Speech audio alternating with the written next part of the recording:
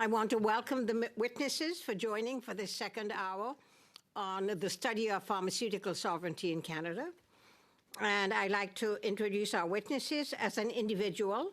Dr. Martin Judson, who is an addiction specialist, apparently.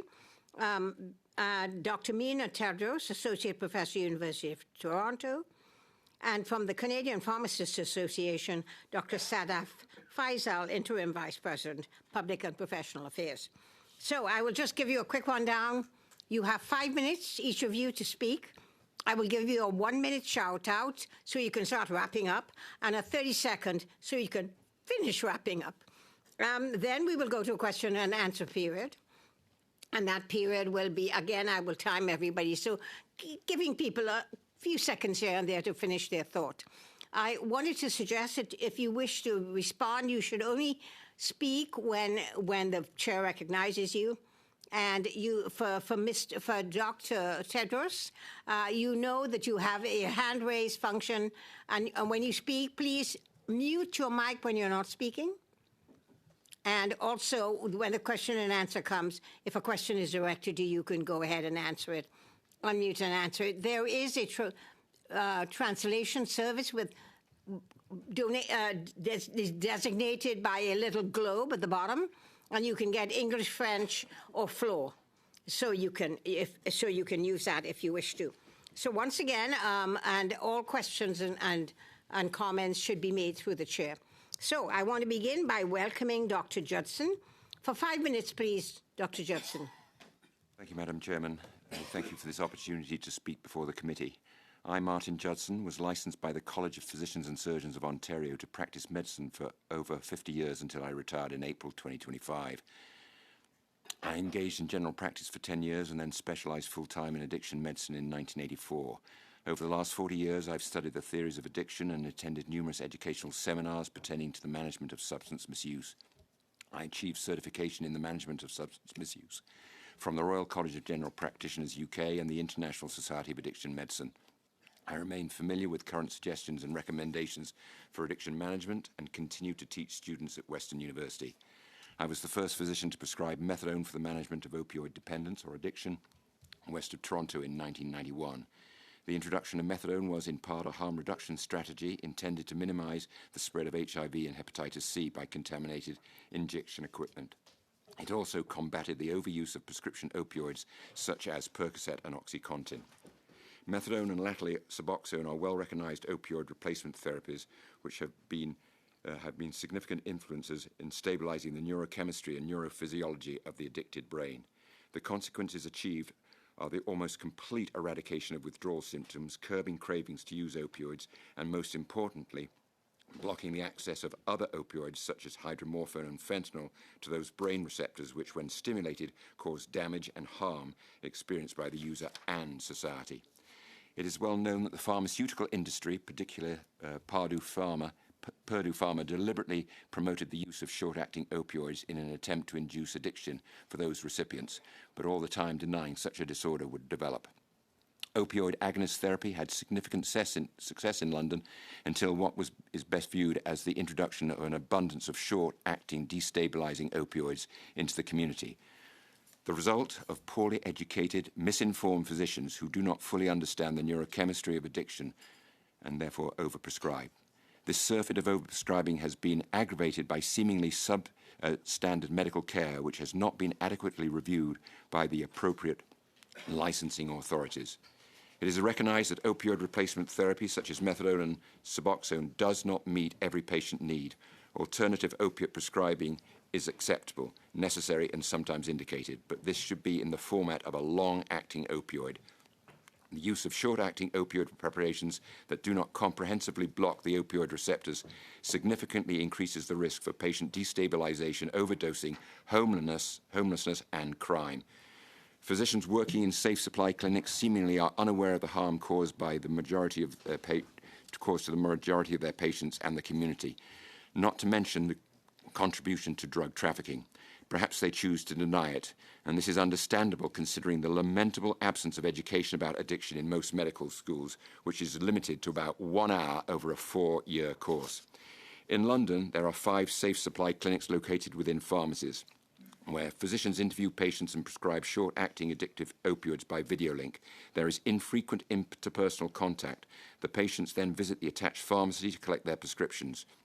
The ingestion of medications such as hydromorphone are not appropriately witnessed. This is a recipe for diversion. The more patients attend these clinics, the greater the profits for the physicians, pharmacists, and pharmaceutical companies and drug traffickers. All the while, regulatory colleges such as the Ontario Ministry and the Ministry of Health and Health Canada seemingly take little or no action. My 40 years of experience and accrued knowledge attained by listening to those who successfully became healthy has taught me that the essential components of recovery are the development of responsibility and supportive psychosocial connections to other humans.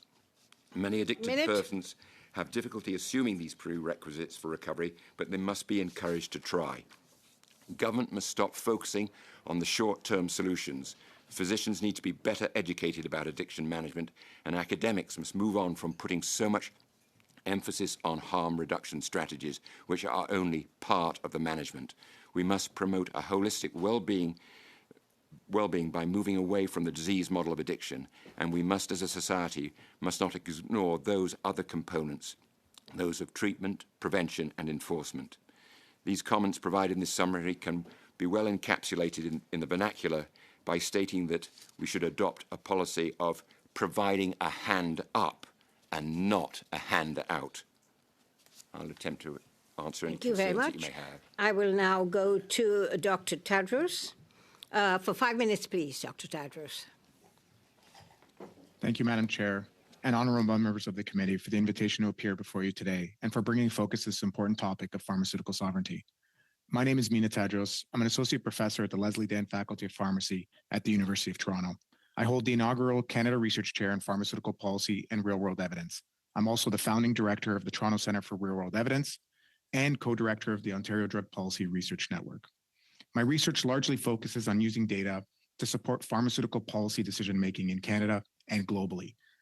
A large portion of the work that I've been doing has examined Canadian and global drug supply chains to better understand the causes and consequences of drug shortages and how to build systems that can help predict and prevent them. My team has developed world-class tools and technologies that are already being used to help make decisions across Canada today. Our research has been published in some of the world's top scientific journals and has been commercialized by the university to maximize our impact. Most importantly, our work is actively being used today by decision makers and health system leaders in Canada and around the world. Today, I would like to communicate to the committee one central message. True pharmaceutical sovereignty begins with precision and data. We cannot secure what we do not measure, and we cannot secure every medicine in the same way, nor should we try. In my view, the core issue is not whether a policy exists, it's whether we know how, when, where to apply it. And that is the challenge before us as Canadians. When it comes to pharmaceutical development, we live in what I describe as an era of abundance. This is both a blessing and a curse. We have thousands of medicines sourced through deeply interconnected global supply chains that save and improve Canadian lives every single day. But that abundance also means no country can secure and make every drug themselves. It's simply not possible. And thus, we're forced to choose and prioritize. The fundamental lesson from my work is not simply that shortages are common and growing, which they are. The fundamental lesson is that shortages are not all the same. Our work has found that not every drug has the same chance of having a shortage. And we've also found that not every drug carries the same degree of clinical consequence. To be very direct, not having some drugs will kill patients, while others don't. For example, a shortage of epinephrine that happened a few years ago, a life-saving medicine used in hospitals daily, was associated with an increased mortality when it was not available. In contrast, a shortage of valsartan, a common blood pressure medication, didn't show any mortality signals. That doesn't mean that those shortages don't matter. It means that they don't all demand the same equal response. And that's why we need a targeted, data-driven approach to pharmaceutical sovereignty. The potential policy responses are numerous, and many witnesses will propose some very smart options today and in past meetings and in future ones. Things like strategic stockpiles, domestic production, procurement reform, essential medicines lists, and even friendshoring. They can all play an important role. But no system can afford, nor can they actually apply every policy to every product when managing thousands of medicines. That's why a one-size-fits-all approach will fail. This is too complex a problem. What we need to help bolster Canada's pharmaceutical sovereignty is a framework. Here's a thought experiment to illustrate this. If Canada could build one factory today to manufacture only one drug, what drug should we make?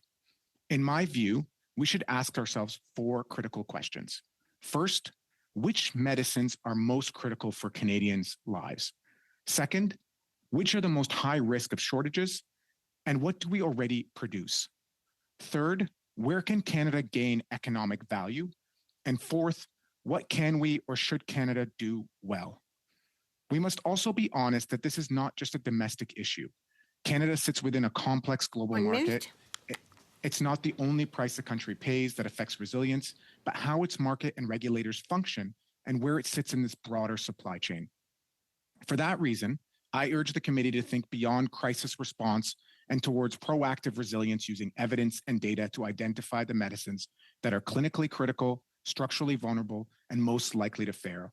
Pharmaceutical sovereignty does not mean making everything in Canada, nor is it realistic nor necessary. If Canada is serious about pharmaceutical sovereignty, we must build a precision-based national resiliency strategy which positions Canada to contribute where it can lead globally. Thank you very much. Thank you very much. I now go to Dr. Faizal for 5 minutes, please. Good afternoon, Madam Chair and honorable members of the committee. On behalf of the Canadian Pharmacists Association, I'm pleased to be here today to talk about the important issue of pharmaceutical sovereignty and how we can strengthen Canada's drug supply chain. CPHA represents more than 40,000 pharmacists across Canada. Pharmacists are among the most accessible health professionals in the country and are often the final point of contact before medications reach patients. As such, pharmacists see firsthand the impact that drug shortages and supply disruptions have on Canadians. In late 2022, Canada faced a crisis as shelves sat empty of children's fever medications. Parents were forced to ration doses, travel long distances, or improvise care at home. For many, a routine illness became a moment of real concern. Drug shortages are becoming increasingly common. Each year, more than 2,000 shortages are reported in Canada, with somewhere between 1,500 to 2,000 active shortages at any given time. Pharmacists are on the front lines of managing these shortages.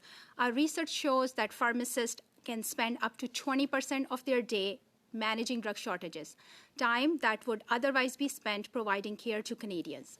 In the past few years, we have seen the number of drug shortages increases as the COVID-19 pandemic and geopolitical changes have resulted in significant disruptions to global supply chain, revealing weaknesses in Canada's manufacturing capacity.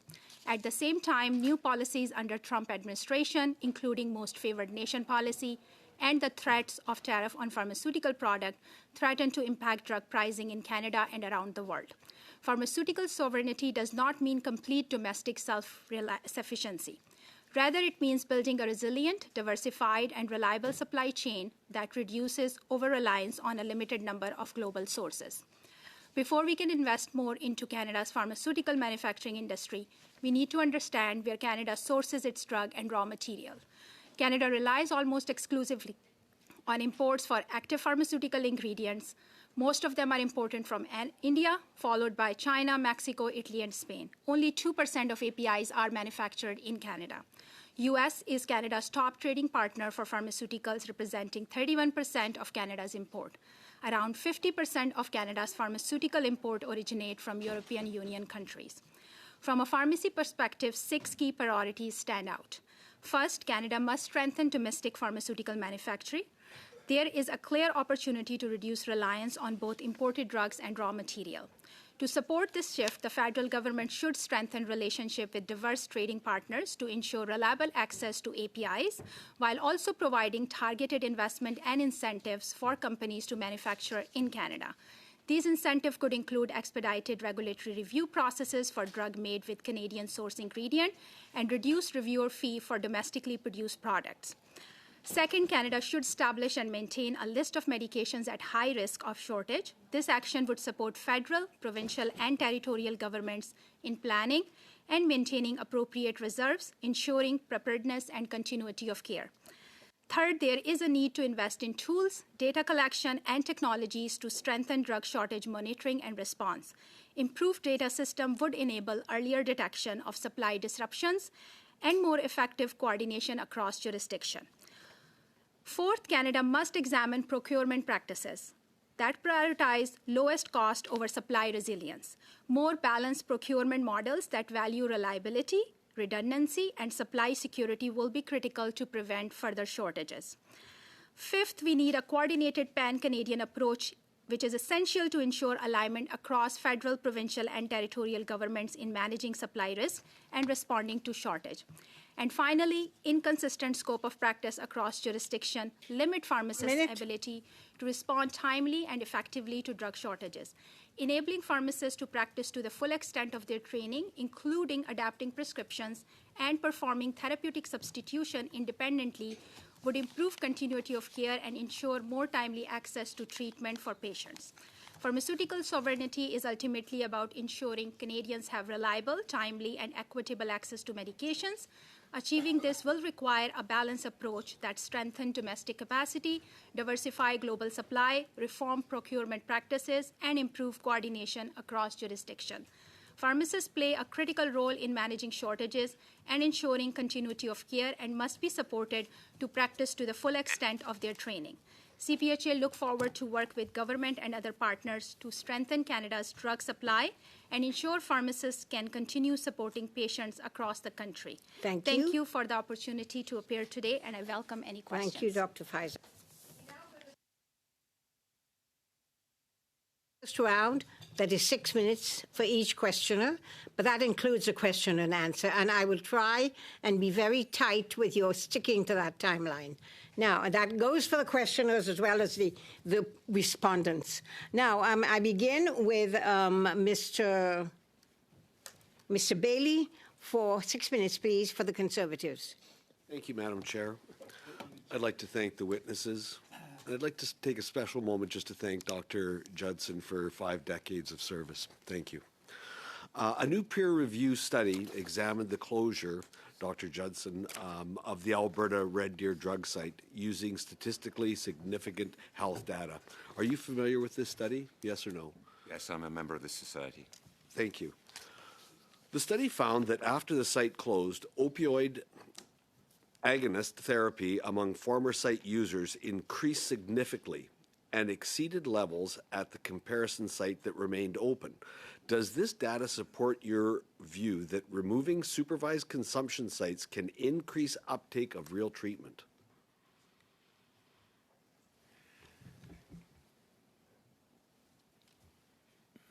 It's not easy to answer in a simple question. Opioid safe consumption sites have an advantage in preventing overdoses, and it's an opportunity for staff to engage with patients and hopefully encourage them to move down the continuum of care to get them into treatment to make some radical changes. Unfortunately, the closure of some centres will inevitably, depending on where they're located, lead to the movement of patients from those centres to other areas in the town where they were previously located. And so you've just moved safe consumption sites to perhaps an unsafe consumption area in the city. But with regards to whether there are going to be less people seeking treatment, I think that this particular study was only conducted over a sort of short period of time, maybe 26 weeks, and is probably not long enough to see the very long-term effects of a closure. Thank you.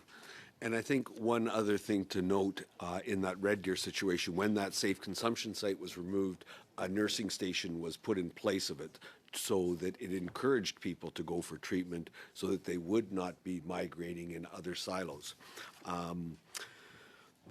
I think you said that so-called safe supply keeps people locked in addiction.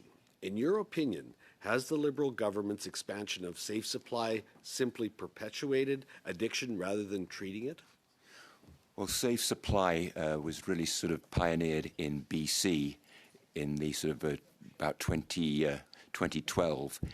And as I said in my opening remarks, the ideal treatment for opioid dependence or addiction is to use a long-acting opioid agonist, namely methadone, which has its risks and is now being really replaced by Suboxone, which is much safer for particularly less experienced physicians to use because there's less risk of overdose. But latterly, Safe Supply has shifted from giving 3 injections of a opioid in the course of a day to the patients being dispensed a day's supply of short-acting opioids to take by mouth. They take the first dose, daily dose, it's sort of when the pharmacy opens at 8 o'clock in the morning, and then they're given a bottle of the hydromorphone, which is short-acting, to take home. And they promptly sell it or divert it in some way in order to procure a stronger acting opioid such as fentanyl, and that's what's causing the harm. And I can see from my own work in London that the clinic I used to work at, which employed 22 doctors, and we had 1,400 patients before the abundance of these safe supply clinics came about, that we were containing the use of opioids. But now the clinic is down to sort of 6 doctors and 480 patients because the majority of the patients have migrated to an office where they can get the short-acting opioids, which effectively are just encouraging people to keep on using euphoriagenic opioids. In other words, it's just keeping them locked in their addiction. Thank you. In the past, you've stated these so-called safe supply clinics exist to make money, with patients selling their prescriptions to buy fentanyl. Has the safe supply model basically created a system that pays doctors to churn out pills and flood the street with diverted drugs? In my opinion, yes, it has. Thank you. 1 minute. Given the emerging Alberta evidence and the real-world harms you and many others have observed, do you believe the Liberal government's safe supply policies have failed and should be replaced with a recovery-focused model like Alberta's? Their policies have been an unmitigated failure. Thank you. Should this study that was conducted in Red Deer be expanded to cover more areas? Yes, then we'll truly know whether the benefit of the safe supply and whether they are redundant or 30 not. seconds. I'd like you to expand on things that you've heard or seen on the ground at these sites. Many of the patients who've been stabilized on methadone or Suboxone for many years now intimate when they came to see me before I retired that they found it a frightening experience to come down to what was once a safe haven where they have to tread over those patients who are accessing the safe supply clinics and are encouraging some of my patients to actually purchase opioids which they had just had dispensed at the pharmacy. Thank you. Time is up. Thank you, Chair. I just wanted to caution and ask members of this committee to consider their line of questioning. We're dealing with a study on pharmaceutical sovereignty, not on addiction and mental health or how to treat addiction. Just so be careful about phrasing your questions so that we stay in order of the study we're doing today. Thank you. We now have Ms. Chi for 5 minutes, please, for the Liberals. Thank you, Chair. And thank you to all the Say 6 minutes. Sorry, Maggie. Oh, okay. Do I start now? Okay. Thank you, Chair, and thank you to all the witnesses that had come today to provide your testimonies and to support us on this very crucial study. My first question is to Dr. Tadrous online. Did I pronounce your name right?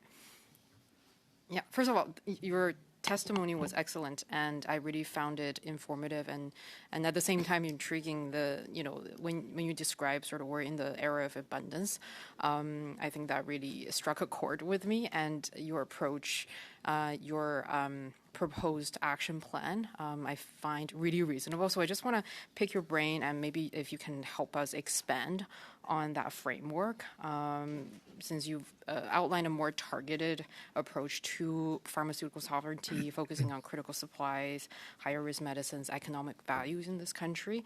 And what would this type of precision-based national resilience framework actually look like in practice? And how should we be deciding which medicines falls into which category? Absolutely. Thank you very much. And thanks again for the opportunity to be here. This area of work is something that I've been thinking about for a very long time. And one of the main issues, and Canada's not the only one grappling with this. I think you heard my Dr. Faizal speak really eloquently about the different components and how every country is largely dependent on somebody else. You know, for a drug to end up in Canada, some of them will go through 4, 5, even 8 different countries before they end up on a shelf in a pharmacy here. And this is true for the United States, the world's largest consumer of pharmaceuticals. This is true for Europe and many of our allies that do this work. And what they're all grappling with is that, say again, you want to invest and build a factory. One factory can cost anywhere between $500 million to $1 billion, depending on what you want to do, take many years. It's a large investment. And that may only produce a small number of products. I'm not saying that's not a very important. Domestic production is critical. But the issue becomes that if you have thousands of drugs, which ones are you going to actually pick to do this for? And no country, even the United States, has admitted they cannot produce all of their own drugs. But we know that some of them we want to produce. And so what we've produced and proposed in a lot of our research and our work is that to think about what the most important drugs are, you need to think about 2 factors. One, which drugs are actually at the highest risk of a shortage. And we can actually predict that based on a variety of different factors, like how much domestic production we have, how many products are in it, is it an IV, what kind of drug is it?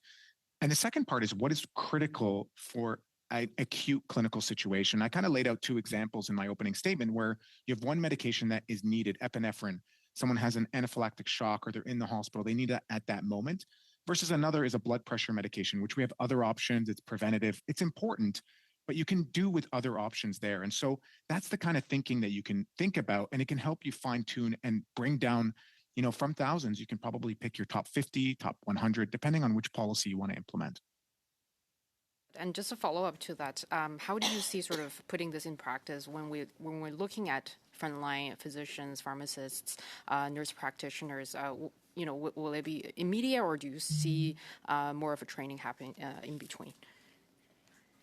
Yeah, that's a really great question. So some of these proposed frameworks are more about the preventative, right? And we think about drug shortages and supply chain. There's preventative and reactive. You want to minimize the reactive because that's when things have gone awry. But the preventative is like building factories, developing stockpiles, but that means an investment from the Canadian government. And so if you have a limited amount of funds and you want to put it towards a certain place, that's when you would implement that list and think about, okay, let's pick the 50 drugs that we want to make sure that we control the supply of. We ensure that it's made in Canada, and that's where we're going to invest in. We can then apply that same list and use it slightly differently to say, well, let's make sure the next 50 important ones that we get from friendly allies. And you can imagine that that helps prevent future shortages, because we know that even just going from one manufacturer that's active in the market to 2 can reduce shortages by 20% probability. And so that's like a big deal when you have hundreds of shortages happening within a single year. Now, reactively, at the ground level, I think there's a lot of different policies I just want to imply. Like, we need to empower pharmacists to be able to respond. We need to empower the way that we can respond quickly. I will note that we've done research in the space where we actually compared when a shortage hits Canada versus when it hits the United States. And what we found, and it was something I was pretty proud of, is that Canada responds better. And 40% better, actually. And the reason for that is that we do empower some responses. We have tables and task force. So when you do actually have policies that help respond, you can do better in the way that you respond to these shortages. Thank you so much. Maybe I'll just wrap up by saying, you know, if there's if you were to make a recommendation to the federal government, you talked about sort of on the supplies incentivizing side. Are there any actions, maybe within the short 30 seconds you have here, to just add on to what you just said? Yeah, I think domestic production, friendshoring, and supply chain resiliency. I think also regulatory agility to be able to respond is essential. But again, all of those policies need to be backed up by data. And one last point I'll really make is that we do have a data scarcity. We don't even know how much drug is inside of our country at one single time, and we need to fill that gap immediately. Ability to track and have that real-time data would really help. That's really great. Incredibly. Takeaway. Thanks so much. Yep. Thank you. Thank you very much, Ms. Chi. And I now go to Mr. Blanchet-Joncas for 6 minutes, please. Merci, Madame la Présidente. Je salue les témoins qui sont avec. Thank you, Madam Chair. I'd like to welcome our witnesses in the second panel. First question to Dr. Faizal. Does Canada still rely massively on imports for essential medicines? Yes. So as I mentioned in my remarks, that we do heavily rely on a lot of active pharmaceutical ingredients are required to produce any drugs, and only 2% of them are domestically produced in Canada. Most of them we do import from other countries. Selon vos analyses, là, So according to your analysis, despite the lessons from the COVID-19 pandemic, why does Canada still not have sufficient capacity to produce some critical medicines for crisis situations, for instance? That's a really good question. There are many factors. Manufacturing a drug is not easy. We need to have manufacturing plants. We need to have workers to work in those plants. We need to have those active pharmaceutical ingredient machinery. I think this is a really good time for Canada to consider thinking about domestic manufacturing. But like I said, that domestic manufacturing is just not the only solution, because it will take time, and those could be some of the preventive strategies to drug shortages. There are many other things that we need to consider when we are talking about pharmaceutical sovereignty at this stage. on peut parler réellement de souveraineté pharmaceutique. Can we really talk about pharmaceutical sovereignty if Canada doesn't have sufficient local capacity to produce essential medicines? Like I said, that just producing essential medicine is not the part of the pharmaceutical sovereignty. That is one part of the whole approach. I think the other approach where we need to have, like I said, a critical list of medications that we really do need, because right now there are about more than 9,000 prescription medications that are Health Canada approved. There are 2,000 non-prescription medications. There are more than 30,000 medical devices and their parts. So we can't just start producing everything all together. So we need to really come down to making an important critical list of medications and then look into that what is the feasibility of us really producing those. However, during that time, because you can't just start a manufacturing plant overnight, we need to look at other resources where we may try to expedite some of the review processes for drug manufacturers so they can bring their products within Canada. Merci. Parlant de faisabilité, est-ce qu'il existe une évaluation? Thank you. When we talk about feasibility, is there an up-to-date risk analysis with regard to the supply chains? Aware of, I haven't come across any of the supply chain feasibility. Selon vous, est-ce que le gouvernement devrait faire ça, notamment une évaluation des risques que pose notre dépendance aux chaînes d'approvisionnement étrangères? Do you think that the government should undertake such a study and look into the supply chains? That would be a really good start to look at that supply chain. That would give us some information and some data about really looking at what are the points where we do need to invest if we really want Canada to be resilient when it comes to the drug supply chains. Est-ce que vous savez si d'autres pays comparables... Do you know if other comparable countries, OECD, G7, G20, do they undertake such analysis? That I'm aware of, but I can check that for you. Le Canada, présentement, selon vous, fait... Do you think Canada is really doing enough with regard to the United States in terms of attracting investment in pharmaceutical industries? I'm not aware of that landscape, so I don't think I can talk about that. I think we are in a really good position to explain that there is an opportunity for people to come and invest in Canada. But as I said, that's just not the only solution to the pharmaceutical sovereignty. Juste pour bien comprendre, le Canada représente... Just to understand well, Canada represents 2% of the global medicine marketplace. When you talk about opportunities, I mean, should we roll out the red carpet for pharmaceutical companies that comes with costs attached? So I'm trying to understand how we can find the just balance to be more independent and autonomous with regard to pharmaceuticals without really risking the public treasury and not having anything in return? No, that's a really good question. So I think that's, we also need to ensure that we have enough supply, which is going within Canada. Like, we don't have the supply that we are manufacturing here in Canada going out of Canada. It should be for the Canadian first. So I think that's where our policies should focus on, that anything that is being made in Canada, we need to have those incentives for manufacturers that if they are coming to Canada, there should be some guidelines or some guardrails around that. Selon votre avis présentement, est-ce que le Canada en a...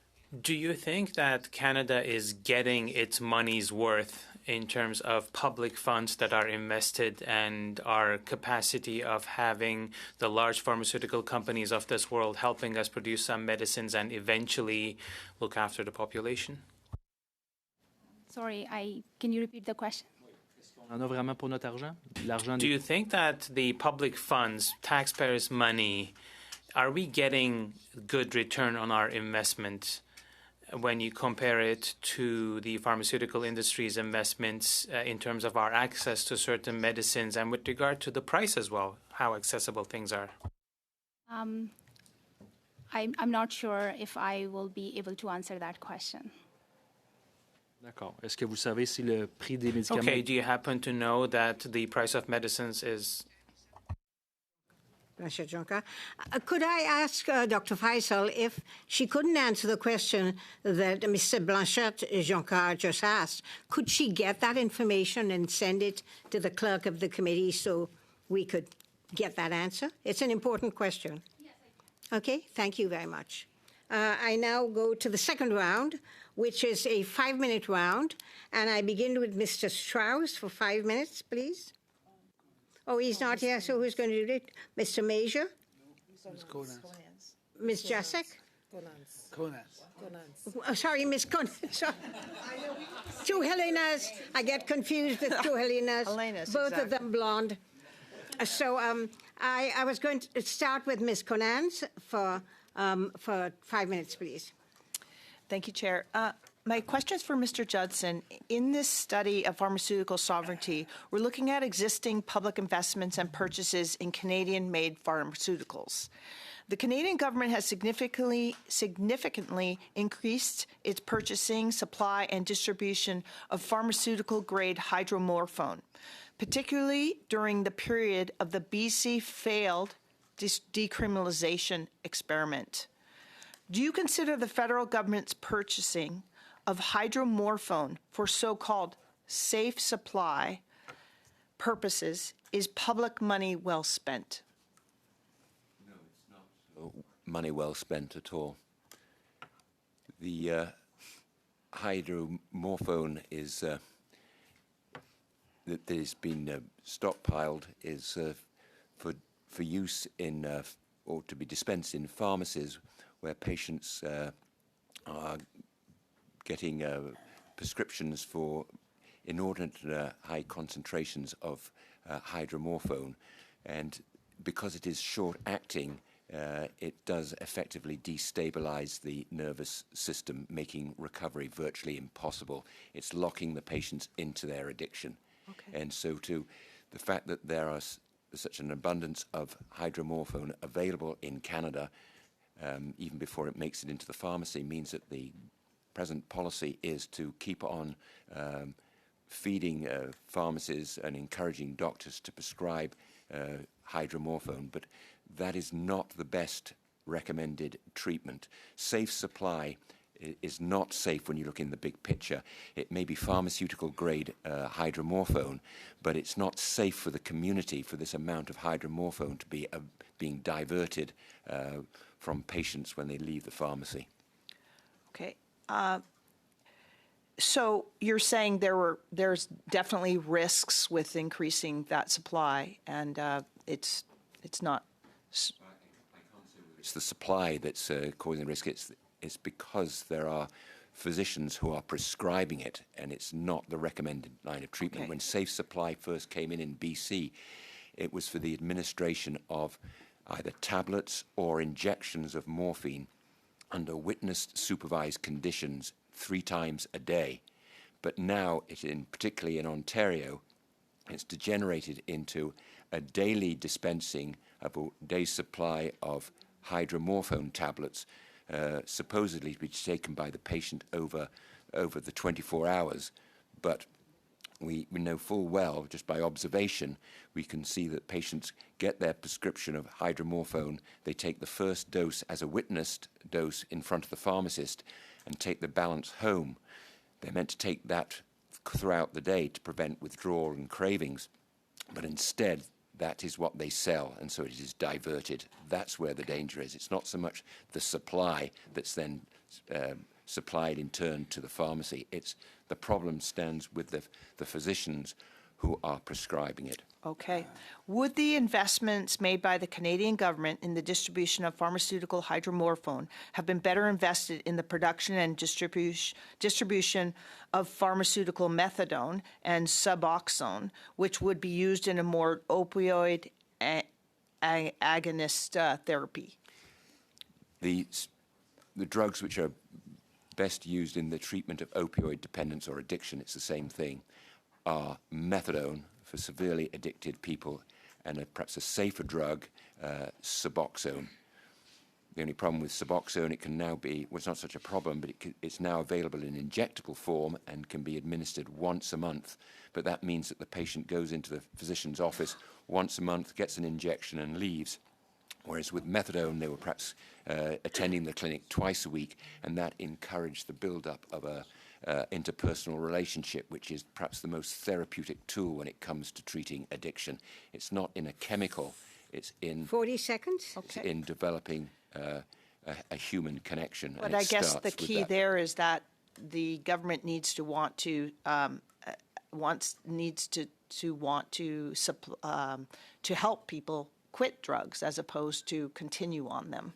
That's correct. Be the bottom money was line. spent not in the pharmaceuticals, Jacek, but instead. 16 seconds, but you're skirting close And continue. We only have a few seconds. If you could finish that. It would but be you are better if the asking money was questions that are not the spent study we are developing seeking treatment programs rather than making it more readily available to prescribe I'd like to see that. hydromorphone. I'd like to see that in our communities. Thank you. here. Ms. Jacek for the Liberals. First, Thank you so much. 5 minutes, please. Thank you, Madam Chair. I'd like to start, Dr. Tadrous, to say that I was really impressed with how you emphasize data-driven, evidence-based approaches to drug policy and your ideas for a framework in terms of prioritizing where we put our efforts when it comes to Canadian pharmaceutical sovereignty. I'm wondering if you are aware of some of the changes that Health Canada is making to the clinical trial process. We have heard in this committee, not only in this study, but in previous studies, that at the present time, many researchers find that clinical trials take way too long, that they're perhaps not as useful as they should be. Have you had any involvement in Health Canada's approaches to developing a more streamlined approach to clinical trials? Thank you for the question. So some of my work relates to a kind of growing field of real world evidence, and the idea is to use and leverage data that comes and exists from routinely collected healthcare visits and other data that can be drawn from the real world. And that's been seen as an opportunity to bolster the ability to rapidly allow trials to exist, to be able to do studies.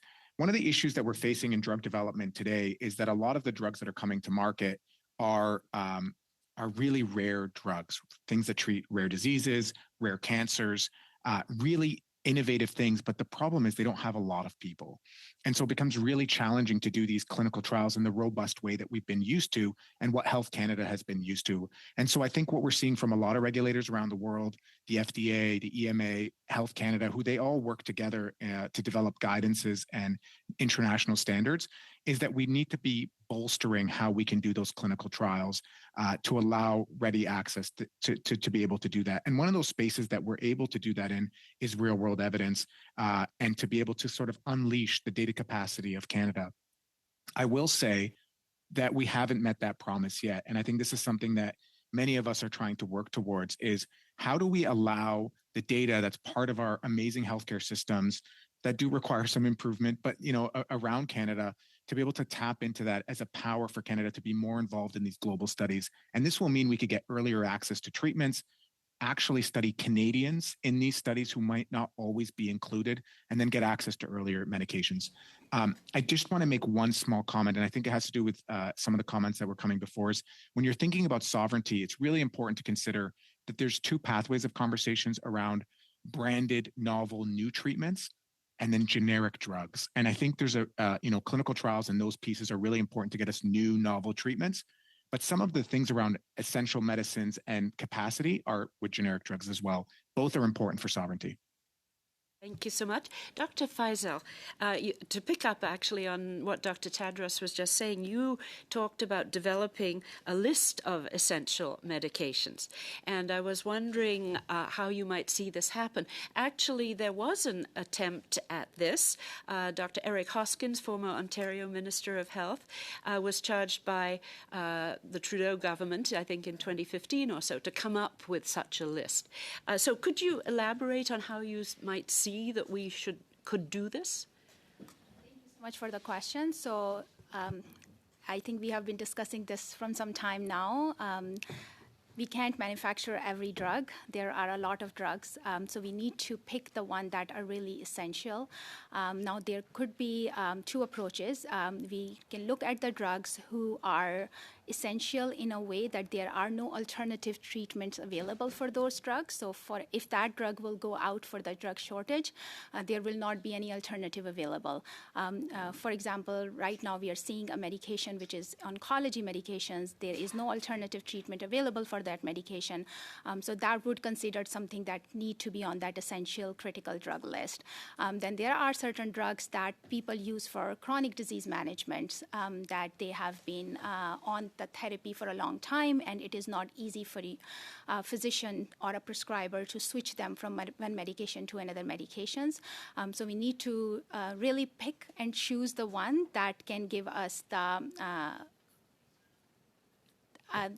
can give us that opportunity that we can cover most of the Canadians. We can also look at the usage of the drugs. So the drugs that have been very heavily being used in Canada, those are the ones that should be included in that list as well. Thank you very much. I'm going to go to Monsieur Blanchette-Joncard for 2.5 minutes, please. Merci, Madame la Présidente. Prochaine question. Thank you, Madam Chair. Next question will be for Dr. Judson. In the opioid crisis context, our dependence on imported medicines, does that put patients at risk? It depends what medicines you're referring to. De façon globale, est-ce que le fait... Generally speaking, the fact that we don't have the medicines to treat people who have problems and diseases, could that create negative consequences on the health of these individuals or an impossibility of treating people? Interfering with the management of people who are addicted, the drugs which are used primarily for management of addiction, particularly opioid addiction, methadone and Suboxone, and they're readily available in Canada. Where they're actually manufactured, I cannot answer. Merci. Est-ce que le Canada aujourd'hui dispose d'une... Does Canada have a sufficient capacity to secure the supply of these drugs that are necessary to treat these people? As far as I'm aware, they do have the ability to secure them. In my 40 years of prescribing methadone, I was never aware of any pharmacy running short of such medication. Merci. À votre connaissance, là, est-ce que... Thank you. As far as you know, does Canada have a strategic stockpile or a minimal production capacity at all to face a crisis situation, for instance? Aware of that, I can't answer that question. Sur le plan plus toujours de la souveraineté, est-ce qu'il y a... With regard to sovereignty, again, are there things we should be doing to have a more stable situation in relation to the opioid crisis? The best way to manage the opioid crisis is to reduce the amount of addictive drugs which are being prescribed to addicted people. It's the same thing as offering alcoholics free alcohol. Bonne image, j'apprécie, merci. That was a good example. I really appreciate it. Thank you. Much. We now go to Mr. Major for 5 minutes, please. Thank you, Chair. Dr. Judson, Health Canada gave $4.5 million to an organization called My Safe Society, and that money was used to operate vending machines that dispensed opioids to people struggling with addiction. As a physician, what is your assessment of the federal government directly funding opioid vending machines as a health and addiction strategy? Would like to comment quickly. Let us be careful. This is not a study on addictions. Let's stick with the order of the day, which is a study of pharmaceutical sovereignty. So again, I ask members to exercise caution. Thank you. Just on that, Chair, one of the previous witnesses here today that actually talked about sovereignty, and there's two streams. So there's new treatment and traditional treatment. So this is directly talking about sovereignty and how we deal with addictions in Canada here. So this is what we're getting at. So thank you, but thank you for the clarification. Effectively supplying vending machines where patients can access their daily doses of, or several daily doses of opioid replacement therapy, as far as I know, didn't last very long because those people were coming in the night and sort of smashing the machines and accessing the drugs. So I think they didn't get very far. I think it was a waste of money. It would have been much better investing that money in treatment. It's this obsession with harm reduction. Harm reduction has been very effective in reducing the spread of HIV and hepatitis C, but it's ignored the need for, the basis of recovery. The most healthy people in the process of recovering from drugs and alcohol are found in fellowship meetings such as Alcoholics Anonymous, Narcotics Anonymous, which are not religious, they're spiritual, and those people do not take any drugs at all. So recovery is possible without prescribing addictive substances. Thank you. Dr. Judson, there is growing evidence that drugs obtained through safe supply programs are being diverted from patients onto the street and into the hands of young Canadians. Is diversion a problem with safe supply, and what are the consequences when this happens? I ask Mr. Major to be careful again with his questions. Thank you. Diversion is a significant problem in my own town of London, and I've actually witnessed it myself when patients have been given a daily dose of their medication in the pharmacy. They take it out, and then they're swarmed immediately by people on the street, and they sell what they're meant to be taking for the balance of the day. And that is increasingly a lot of younger people coming into the clinic seeking treatment for the management of their opioid dependence, which invariably started as a result of them being able to access street drugs in the form of hydromorphone, which had obviously been diverted. I got another question here. Dr. Judson, over the past decade, federal policy has moved toward decriminalization, government-funded drug supply and opioid vending machines. Many Canadians would call this normalization of hard drug use. From a clinical standpoint, what impact does that normalization have on addiction rates and treatment uptake? Once again, I caution Mr. Major, we're not discussing addiction therapy here. We're discussing pharmaceutical sovereignty. I'd like him to keep to the agenda. Thank you. Okay, I got another question for you, and this one is sovereignty. So, Dr. Judson, the most commonly used drugs at supervised consumption sites are fentanyl and meth. As a physician, tell us about what happens to the human body when somebody perpetually uses hard drugs with no exception of treatment or recovery. The cycle of addiction continues. The patient administers the fentanyl, and they have a few minutes of contentment, and then drug is metabolized, and then they go into withdrawal, only to have to come and repeat the process, go and get more drugs, bring those drugs in, and inject them.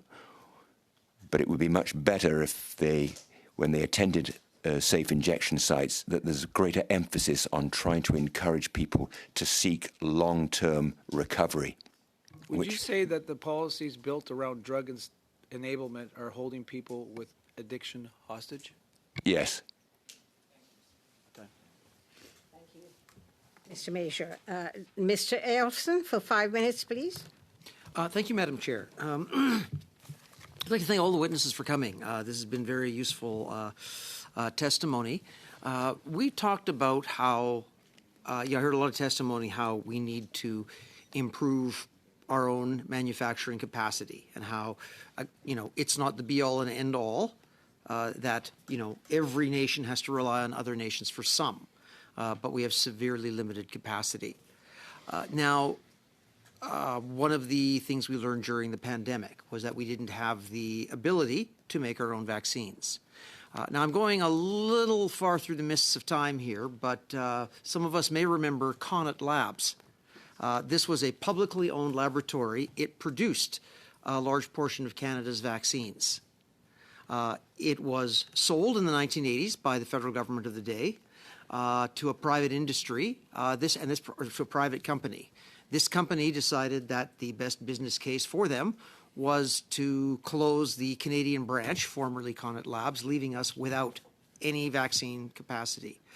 I'll ask Dr. Tadrous and then Dr. Faizal, does this occurrence, as long ago as it was, does it make a case for a publicly owned pharmaceutical manufacturing that would not be at risk for being sold out of country due to a business case? Dr. Tadrous, I'll start with you. Yeah, thank you very much, and a really, really interesting question on the balance of this. And I think this speaks to what I'm trying to present to the committee, which is the need to be targeted. If today, and I think we should be bolstering domestic production in some way, and we went to a company and said, we're going to give you money to just make a drug, and you allow them to pick whatever they want, they're going to pick the thing that's most profitable. And I'm not saying there's anything wrong with that, but as Canadians, we should be selecting, or at least working hand in hand to say, we want you to pick a drug that's critical to us and important to Canadians, whether it's vaccines or drug products, but we also may want to also lean into where we can be valuable to the global economy and where Canada can lead. There are drugs that the United States is unable to produce. They've made this a national security process. There's a really good opportunity in working with other allies and being like, these are the things that we can make. On the public space, there is a really great opportunity to be thinking about some sort of public-private partnerships and different models where we do produce certain products. And we've seen that in Alberta. There's a manufacturing site called API that's being produced.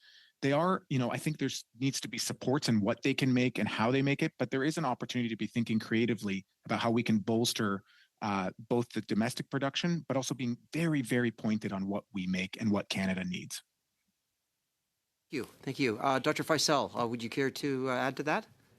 I think I'm going to just pick where Mina was talking about, that there is an opportunity, but I think we also need to make sure that whoever we partner up with as a public-private partnership, we need to make sure that we do include some expedited regulatory review processes for these drugs, because that is one of the issues that a lot of the time we are not able to get drugs in time. We also need to make sure that if we are asking them to produce something domestically, then they do get some incentives so that Canada can be a better market for them, because why would someone invest in Canada if they don't see that we are giving them some kind of incentives? And we could be leading. We are the one who produced insulin. So I think there is a big opportunity over here where we can work together, maybe not as a whole public company, but maybe a public-private partnership would be a better option. All right, thank you. My one final question, and I'll put this to both Drs. Tadrous and Dr. Faizal.